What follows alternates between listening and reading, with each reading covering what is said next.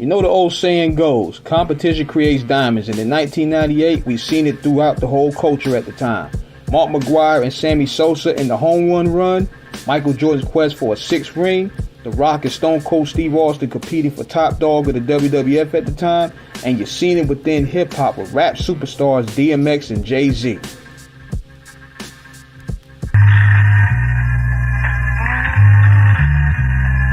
It's my survival instinct that keeps my head above the water. And every day I show another how I love the slaughter. I plug your daughter full of more holes than sponges. Taxing businessmen for stocks over lunches. With these, I shoot the breeze and extort enough keys from the Cubans to build a fucking fort. I'm caught up in something that I can't control.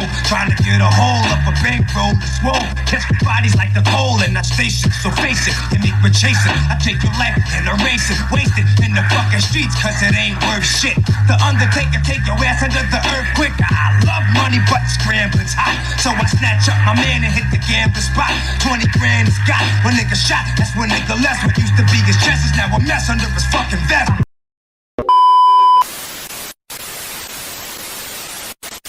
Well, car can I? It's never a question of how, but when I rip it, will I quit it? Forget it. Still I always on point whenever I hit it. Biting's forbidden. Don't do it, y'all done it too late, y'all did it. Now straight to the track, I'm burning your back like backdraft. Brothers who follow the track gotta stutter, that nigga's fast. I pick up the pieces, I straighten it out like Pete Rock or Sears or creases. It's your choice, Jesus Christ. I'm nice like that, you're freaking gay, right? I flow like water, so put your finger in the dike. I slam, I got original flavor, pick up the jam. I killed Chico, and now it's just me, the man. Go get your gun, I go all out with a can. Brothers is having a hard time with who I am. Jay kicking it, A, ripping it way past why I'm so crazy. Did I get open? You know it. Hey y'all, did I get open? You know it. Hey y'all, did I get open? You know it. You know it. You know it. You know it. The origins of this rivalry started in a pool hall in 1993 where DMX and JayZ battled it out. At the top of the Bronx Pool Hall, 168th and Webster, in 1993, with another account suggested it may have happened in Harlem at 135th and Broadway, with Big L being the cameraman. According to Irv Gotti, DMX hated JayZ at the time, and this was the battle for respect. At the time, freestyle battling was your way of not only sharpening your skill set, but also your street credibility as an MC. The battle was said to have been went on for hours, with it being a tie between the inspiring rappers. Even though they would have separate journeys in their quest to live out their rap dreams, there was one person whom always kept DMX and JayZ at the center, and that was Irv Gotti.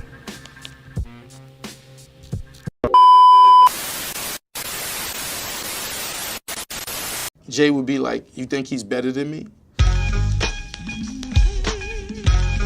How I got to Def Jam was because of Ja, really, because Leo wanted to sign Ja. The first meeting I ever had, I was like, we gotta sign DMX, and they laughed at me. I remember when I left the office, Tina Davis said, she knew what I wanted to sign DMX. She said, if DMX don't sell, your ass is fired. Jay and Dame did not believe in DMX. Jay would be like, you think he's better than me? And I'd be like, he's nice just like you. I said, if you look in the hood, there's less of like you and more of like him. Yeah, but don't want to live that. He's depressing, Gotti. And I said, I don't give a fuck. So Jay used to watch me grind with X, and he was off with the Hitman. And then something strange happened when I made Get At Me Dog. If you remember at the beginning of the video, it's the heartbeats, doom doom, DMX, doom doom, live at the tunnel. Y'all don't even remember the tunnel. Funk Master Voice, doom doom, and then I put that sound bite. Let's take it back to the streets, mother. Doom doom. The videos flashing, f***ing up your eyes, it caused change. And now, there was no more shiny suits. We back to the hood, and X is the leader of this revolution.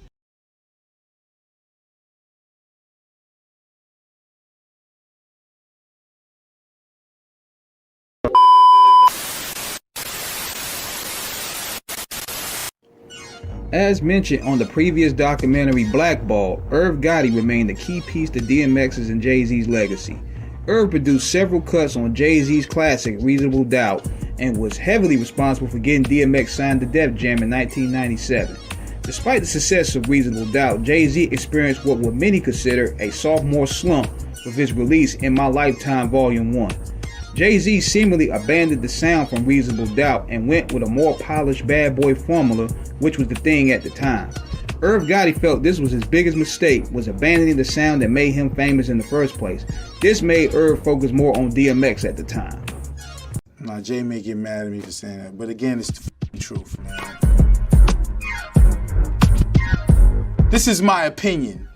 My truthful opinion, though. JayZ, he made Reasonable Doubt, which is, one of the greatest rap albums ever. Biggie died. He went and ran to the Biggie formula. So he figured, I'll get all them great records that they was about to give Big. But that wasn't his energy. He made that album, he didn't f with none of us. It was a Bad Boy Hitman album. Sunshine, You Belong to the Streets, all of that bullshit. Jay especially, he looked and seen what I did with X and was like, whoa, holy shit, that shit worked. His Volume 1 album sold like platinum. X comes out, sells 5. So now, he's looking for shit. He's in my office a little bit more now at Def Jam. Jay's in there and he's vibing. He's like, yeah. He said, yo, what's this? I said, oh, it's a record I'm doing with Ja. And I said, yeah, Ja got a hook. And Ja was like, yeah, can I get a f you to these from all of my bitches who don't got the... Jay leaves the office. 5 minutes later, oh, what up? Yo, let me get that record and I'm like, what record? He's the record y'all doing. This shit hot. So I put him on the phone with Ja. Ja gave him the flow, the hook. Now, Jay may get mad at me for saying that, but again, it's the truth, man. Like, what the man? You're mad at me for saying the truth, then I'm sorry, yo. When he dropped Hard Knock Life, it was a quick impact. It got him on David Letterman, it got him on, you know what I'm saying? It got him everywhere, but it was a quick burn. It was bing, bing, gone. Can I Get It stayed on the charts for almost a year. Then what helped sell that album?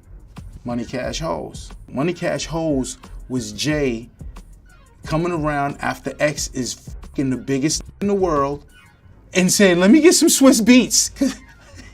I get X, we come, that's that picture with me, Jay and X in Hit Factory like this. It was a great moment for me because they always had friction because they battled and X like hated them. Jay really didn't give a f, but Jay was always, they was always on some competitive shit. That's just the truth, sorry. That session for Money Cash Hoes was ill. Hundreds, Rockefeller, Rough Riders, all in there. And that's when I was like, yo, this is a tour. It's the hottest in the world in this motherfucker right now. We need to, and that it sparked the idea of the Hard Knock Life tour. DMX release It's Dark and Hell is Hot literally forced JayZ to not only pay attention but also really forced him to really compete this time. DMX wasn't only ushering a new sound, but he also brought his new movement and label titled the Rough Riders. It was direct competition with Rockefeller Records, so it wasn't only artist versus artist, it was also movement versus movement. JayZ went back to the streets with his release, The Streets Is Watching, and knew that's what he needed with a different sound for Hard Knock Life Volume 2 to compete with DMX. Produced by Irv Gotti, his first single titled Can I Get a What, featuring Ja Rule and Amir was what he needed. The record was a smash.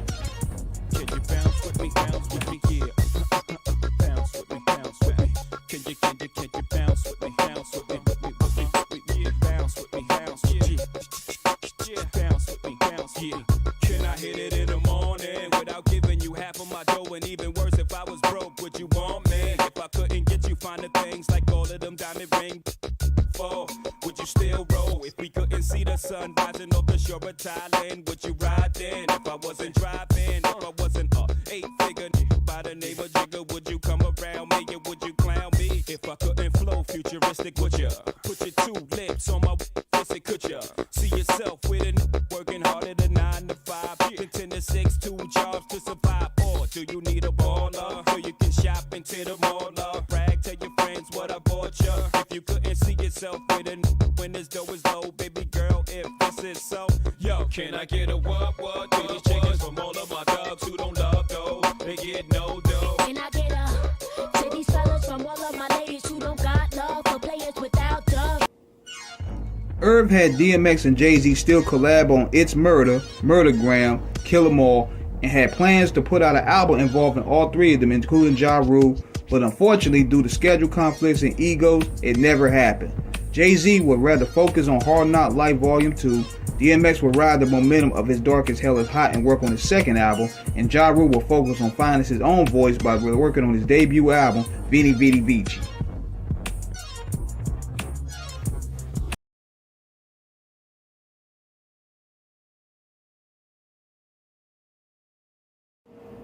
JayZ will release his third album titled Hard Knock Life Volume 2 in the fall of 1998, selling over 5 million copies and officially making Def Jam once again a powerhouse like we haven't seen since the 80s. JayZ knew that DMX was bringing a different type of energy to the game, and he had to find ways to counter him without mimicking him. Def Jam now had two top dogs on the label, and DMX surprisingly released his second album, Flesh of My Flesh, Blood of My Blood, in the winter of that same year, giving DMX 2 platinum albums in the same year alongside a hit movie titled Belly featuring Queensbridge MC Nas. The two titans would hit the road in 1999 on the Def Jam Hard Knock Life tour, with the competition going as far as stage presence, something that JayZ even admitted that scared him about DMX. Tours wasn't going out at that time. There's no rap tours before. Facts. Maybe the Fresh Fest in the 80s or sometime, but there's no rap shows. Me, DMX, Method Man, Redman, Ja, The Lox, this tour is packed. First night, 360 sold out. Everyone has a great show.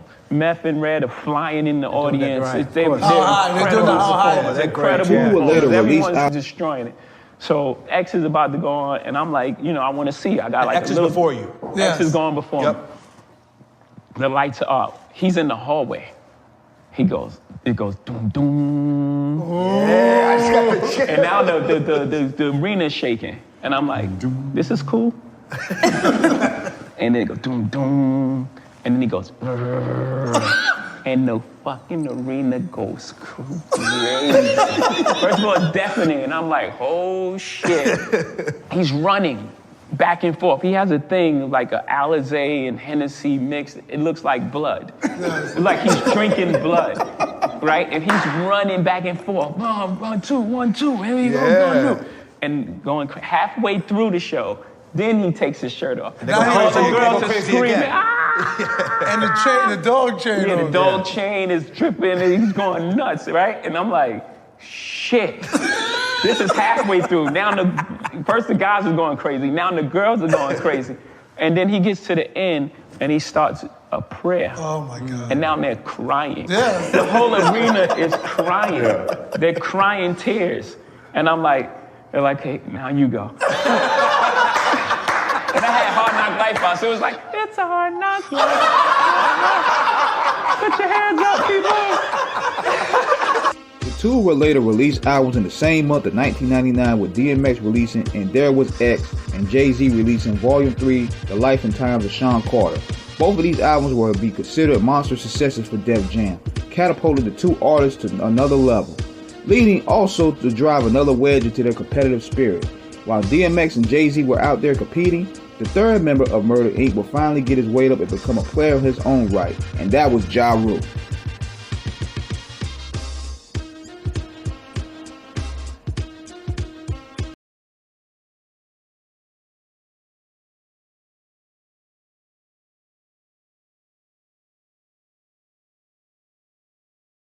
Jay's success, never had a problem with X's success. You know, I rooted for them, I cheered for them, you know, but I never got the same love in return. But when it came time for us to shoot a video, you know, it was one of those things like, I guess they was too big to be in my video. Actually, I think X was gonna do the video, you know what I'm saying? I think Jay was the initial one that backed out, and then X backed out, or something like that. I don't want to put salt on one or the other and say who backed out first, but I would just say neither one of them did the video. I really wanted to get away from them two and show the world that I don't need them two to make hit records. You understand? Like, I don't need them two to make myself a success. And I think once that started to come to light, like, yo, he doesn't need these two guys to be a success, I think that's when X started getting envious or angry at me. I guess the few little ignorant people that was still in his ear, you know, people that don't like me anyway, I would have to say, that were telling him that I sound like him. You know, like, once the whole world got over it, X, you should have definitely, you know, you understand what I'm saying? Like the whole world understands and feels like I don't sound like you anymore. Like it was a misunderstanding. You understand? We both have deep voices. That's it. Now that the whole world understands that we don't sound alike, he comes out of nowhere and says, yo, I got a song called Ruled Out. He's trying to bite my style. He's trying to sound like me. X, this is my 4th album. You understand? Like we could have, like, why didn't you address this my 1st album, my 2nd album, my 3rd album? You can't handle the truth! The bigger DMX and JayZ got, the further from reality of a Murder Inc. album involving Ja Rule, DMX, and JayZ became. Ja Rule knew that he had to find a way to stand out. Veni Veni Vici, while selling 500,000 units, still was looked upon as the third wheel. At this level, JayZ and DMX seen themselves as above Ja Rule, or beyond a group project at this point. When DMX and JayZ refused to do the video with Ja Rule promoting It's Murder for his album, it resonated to Ja that he would have to do this on his own. Then to add to the tension, DMX would take snipes at Ja Rule on songs such as We Don't Give a Fuck and Do You, creating more tension amongst the three. With me. Now it's a war and you ain't on the side with me. When it rains, niggas get wet, stay dry. Don't cross me, I can peep snake eye. You just lost me, like your shadow in the dark. Fucked around the boss when you hit the shadow with the spark. Blew your shit apart, that was 2 halves for 1 nigga. Look at him, I set out for a few laughs. Dumb nigga, stupid is the stupid does. Cock sucker, and look what being stupid does. Get you shot, sucker. I let you get too close and you bit me. I closed one eye for too long, tried to hit me. Thought you was with me, well you might as well forget me. Cause from this point on, it's war, it won't stop until one of us is gone. I'm still mad at myself for letting that shit go down. Somebody should have told me I was fucking with a clown. And I think they found cement shoes, nigga drown. You know how shit get around. Flex DMX. It's called Flex DMX. It's called Flex DMX. Straight Wyoming. Little man, ain't controlling. Talking about holding bricks, but ain't holding. Talk real slick, but that's about it. Soon as I see him headed my way, I cut him off quick. Must you beat me in my head? Every time I come through it, like everybody tells me I sound just like you. But you got me, and you can't live without me. If I wasn't DMX, you wouldn't give a about me. Ain't about dog, I wanna be just like you. How about you, wanna be just like you? You can do what I do, just in your own way. I get the body every day. If you got talent, talent is yours. It can't be mine. It'll take you where it's gonna take you. It'll be fine. Let me hit him with the rewind. Do you, and I'll do me. Truly, you'll see how real you'll be. That's what it was. Seeing that Irv had already helped JayZ and DMX reach new heights, Irv took his time to develop Ja Rule and Murder Inc. Records, with Ja being the face of the label. DMX had the streets, JayZ had the hustlers. There was one lane that was open that they didn't solely cater to, and that was the ladies. And that's where Ja Rule really started to find his niche. He grew his hair out, he switched his style up, and the formula was a new major success. When I first met her, all I thought was thongs are gone. Like, lose the lane, we can get out, freak it on. Baby, know the game, slip away, slap me your number. It's the last day of spring, see you first day of summer. I'm a bad mother, shut your mouth. Pull a drop out, creep at a low speed. Cause homie probably know me, I push the pedal. Thoughts of your stiletto, way up in the air like I think he said. Cause see, every time that I'm alone with you, homie be checking up on you. But if that only knew, you got a lot of freaking you, baby. When that's starting to rain, I pop the roof and the champagne. How Jay said, money ain't a thing, it's been close to few. Some been even impossible, but it's been between me and you, baby. Every little thing that we do should be between me and you. The freaky things that we do, let's be between me and you. Ja Rule's albums 336 and Pain Is Love released within 2 years were smash albums, and his stock elevated. Murder Inc. would then rule urban radio from 2000 to 2002, and now you had 3 movements at Def Jam: Rockefeller Records, Rough Rider Records, and now Murder Inc. Records. This will also put Irv Gotti in the middle of the friction of all 3.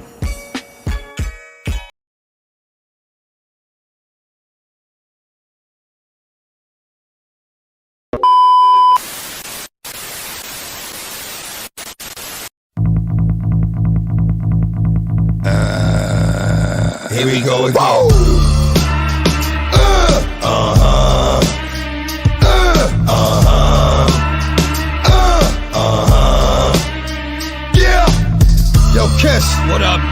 niggas running around here like they controlling this shit. No doubt. Let's show these niggas how to take hold of this shit. That's what I'm talking about, For real, baby. Let's get it on. I only gave you the crown so I could shoot it off your fucking head. Y'all niggas fucking dead. You heard what the fuck I said. I talk shit cause I walk shit, start shit. New York shit, the hawk shit, spark shit, the dark shit, and it been that way. Fuck how a nigga live, let's go end that way. Niggas is part of a game that I don't play. Never catch dog carrying what I don't weigh. That's 345, 138, 173 pounds straight out the gate. I don't hate, got no beef, but knock a nigga off quick. And I'm mad like a bitch at a nigga with a soft dick. Get off this, fucking with X. But on some other shit, why the fuck you fucking with X? You must be fucking with X. Gone, catch a chicken. Fucking with me, you gone, catch a whipping.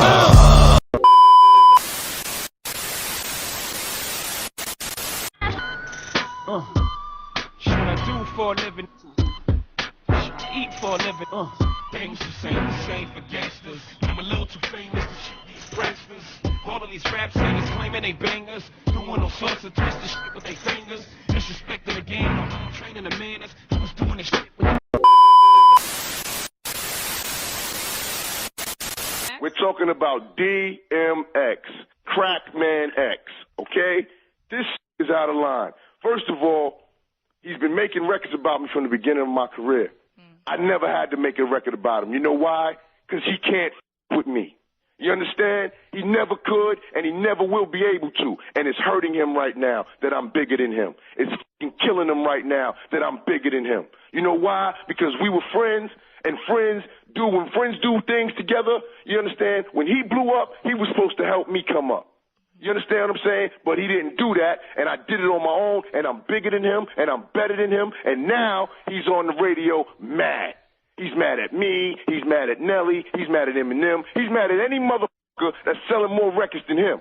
You understand what I'm saying? You understand what I'm saying? And the reason being is because he's a fucking bitch. This is how bitches act. You understand? They get mad when they see other bitches with nice shit. After years of subliminals and hidden tension, everything became all-out war within the hip-hop industry in 2002. Everybody was at odds and dropping diss records on one another, and DMX and Ja Rule's issues first ignited into official beef, with DMX claiming that Ja Rule became big-headed since he blew up and started acting egotistical. DMX will release diss records on Ja Rule titled They Want War, Where the Hood At, and Ruled Out.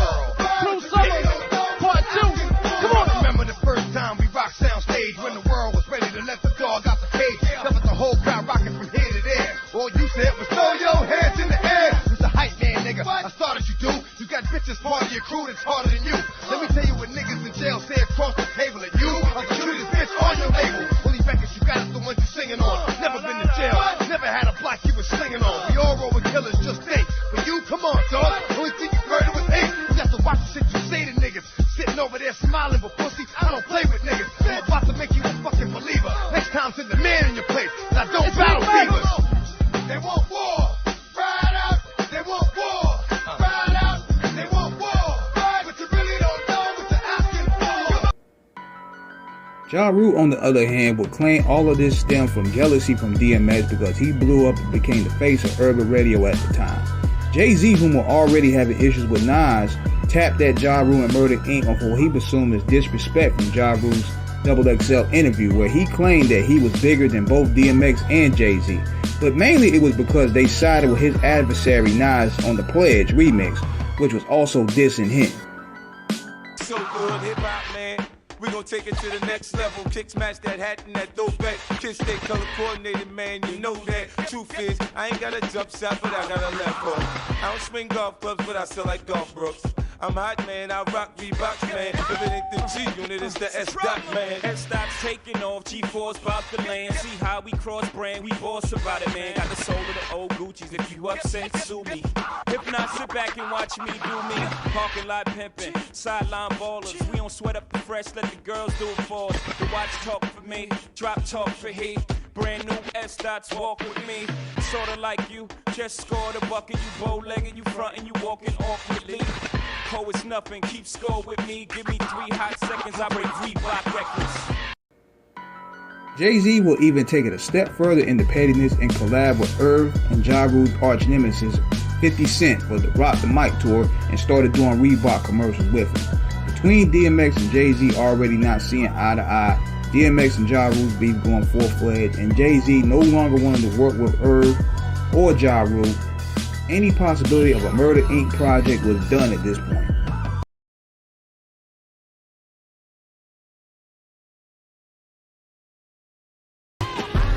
When JayZ took over Def Jam in 2004, it was met with many mixed reactions. This was because many of the acts who were his peers started to see the writing on the wall in favor of the new generation of acts, from Kanye West, Rihanna, Neo, Rick Ross, and Young Jeezy, who all started to become the new faces of Def Jam. DMX, already seeing the writing on the wall, wanted out of Def Jam. He didn't want to be under JayZ's wing, especially whom he considered his rival at the time. So DMX signed under Sony, and that was his first album without a Def Jam logo. The respect factor for DMX and JayZ never had left, despite their attention over the years, because JayZ not only released DMX from his contract, but also cleared a $12 million debt that he had with Def Jam, and that he could be released free for financial burden. JayZ and DMX's relationship, while complicated, was built on competitiveness and no hard feelings. JayZ also was the one that boycotted the Grammys in 1999 on the behalf of DMX not winning that year.